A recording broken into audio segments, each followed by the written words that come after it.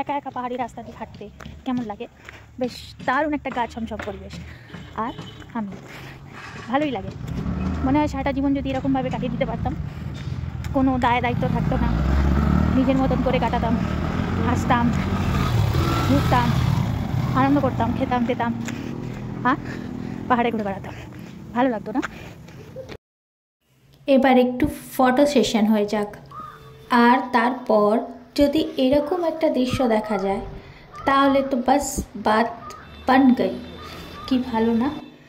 একা একা ঘুরছি, আমার সাথে আমার মনের মতন জিনিসও আমাকে হাতছানি দিয়ে ডাকছে। এবার প্রশ্ন হলো যে আমি একা কেন ঘুরছি?